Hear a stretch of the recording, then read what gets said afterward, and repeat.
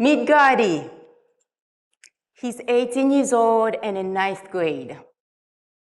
Gordy had a rough childhood. He was rebellious and always in trouble at school and home. He changed schools several times and could not find one that would take him. His parents didn't know what to do. At 15, he was at a crossroads. His path was quickly leading him toward joining a gang, as so many kids in Haiti do. Gordy came to Haiti Partners Children's Academy as his last hope. He knew the school policy was only to take 3-year-old children. The staff decided to give him a chance. Gordy touched our hearts. The first year was not easy. Then the art teacher, known for using art to help students with trauma, said, "Give him to me." And since then, we've all been astonished to witness Gordy's transformation. Today, he's a great student and thriving as a young artist. In Gordy's words, "I found a sense of belonging at the Children's Academy. People showed me love and respect. Getting into the school was like winning the lottery." Gordy inspires hope. Despite Haiti's horrific gang violence and many problems, so many of you learn and know about Haiti. Teachers, staff, students, and parents, they have created an island of sanity. Workplace democracy is not just a lofty ideal. It is something worth fighting for, especially in time of crisis. And a time when unity seems elusive, the Children's Academy stands as a testament to the transformative power of WorldBlu's 10 principles. This card, this greeting card with art by Gordy on artisan paper handmade at the Children's Academy is a powerful example of workplace democracy. We all know the joy of watching people grow and develop their gifts. When people discover talents that they didn't know that they had, when teams overcome obstacles and solve big problems, it nourishes and inspires us, right? I mean, that's what it's all about. That's what, like, these stories are so incredible. Marylin shared about the critical importance of WorldBlu's 10 principles in our journey. It's really interesting. Haitians, after they won their independence, after they won their freedom from slavery in 1804, they developed a highly collaborative, horizontal way of working together. They call it combit. It's all about mutual respect and partnership, the exact opposite of slavery. It's still happening in Haiti in pockets, small pockets, unfortunately not nearly enough. But in Haiti, we call our school approach combit, l'école combit.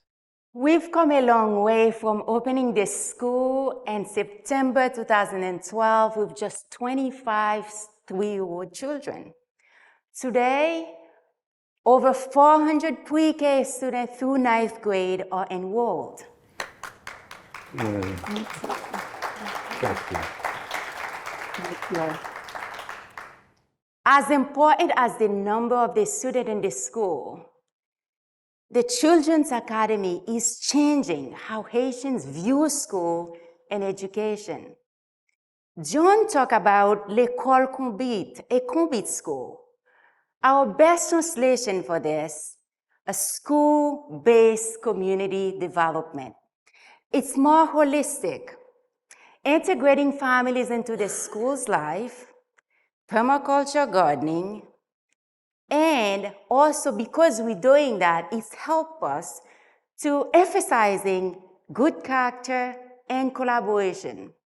Also, we have a paper-making social business, parents getting trained into earthquake, hurricane, construction resistant, and actually building the school are essential aspects, along with academic rigor.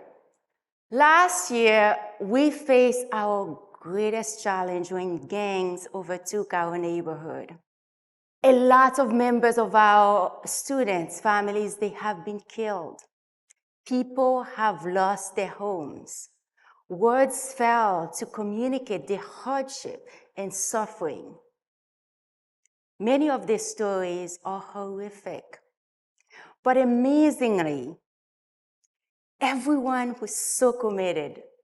Teachers tell us they rather keep the school open and accompany the student to come to school every day they can than surrender by the gangs and remain at home in fear.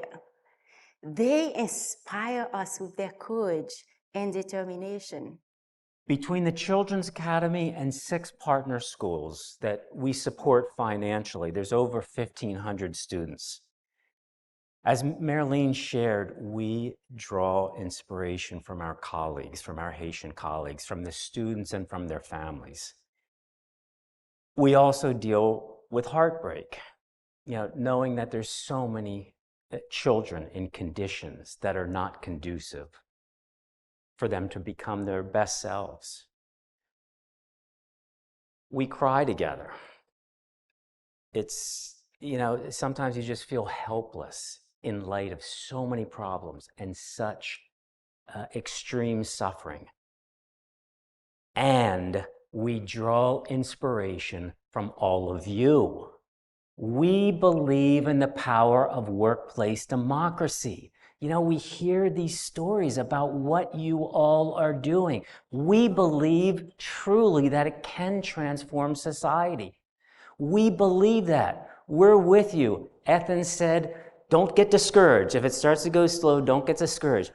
Embedded in my being, in our being, is one of the old-time construction workers after one of our community meetings, when we were envisioning the school with his husky voice. Mr. John, pas découragé. Don't get discouraged. Pas de défi, pas d'obstacle. There will be obstacles. There will be challenges. Pas découragé. Don't get discouraged. Perhaps you grow up with similar values to me. To whom much has been given, much is expected.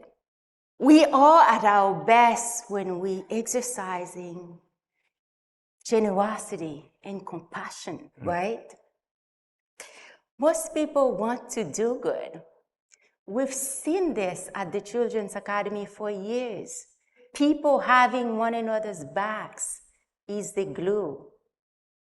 Some years ago, we went through a very challenging moment when a couple of our leaders really leaned into privilege and away from accountability.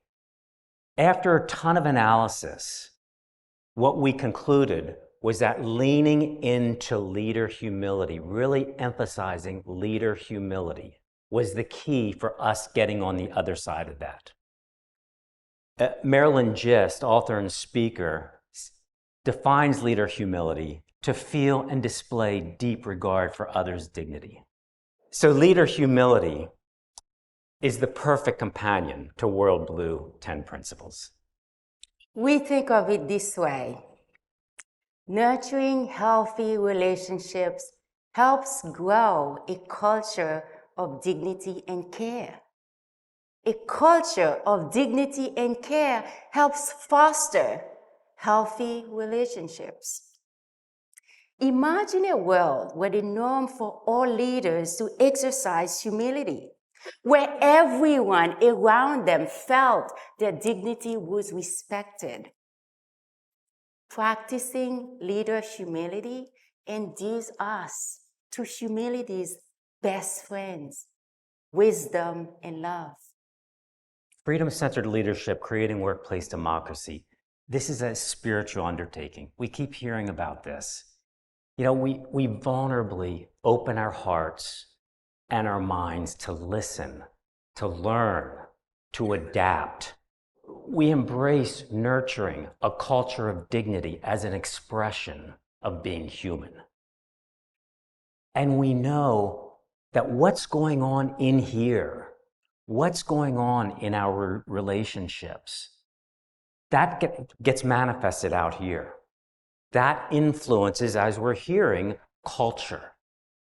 What are the things, the practices that we can be doing to have more compelling visions, to have more alignment, to have with our relationships, with our partnerships, to have more inner peace? Imagination is more important than knowledge. We invite you into a quick little exercise that we call heartful imagining. I invite you to close your eyes. Sit comfortably. Take a couple long, deep breaths. It's 2050. You're with a good friend taking a walk in beautiful nature, listening to the birds sing, feeling the breeze on your skin and the warm sun. You're remembering back the last quarter of a century, remembering before humanity's big transition. Keeping your eyes closed, you're recalling the intense chaos, conflicts, strife, and division were everywhere. There was so much suffering. Mother Earth groaned with pain. It was hard, and so many lost all hope. But you toiled away tirelessly, working to make your world better. At a certain moment, a global wave of positive energy began to spread. Warring countries, factions, and gangs began making peace. Generosity and compassion began flowing among people everywhere. This new consciousness brought amazing creativity, beauty, and love to a world we once thought would be impossible. I'm still imagining. What are you feeling? What stands out to you about this new world and humanity's elevated consciousness? What do you appreciate the most about life since the big transition? We invite you to open your eyes if you haven't already. Any words or concepts you want to jot down? So, we're going to plan a big event, right, in 2050. Miranda and Tracy, you got us? You're going to bring us all together? Okay, to celebrate what we've accomplished together, to usher in humanity's big transition. It's a joy to be with you all. Thank you for this time together. It's so precious. Thank you for convening us, Tracy and Miranda.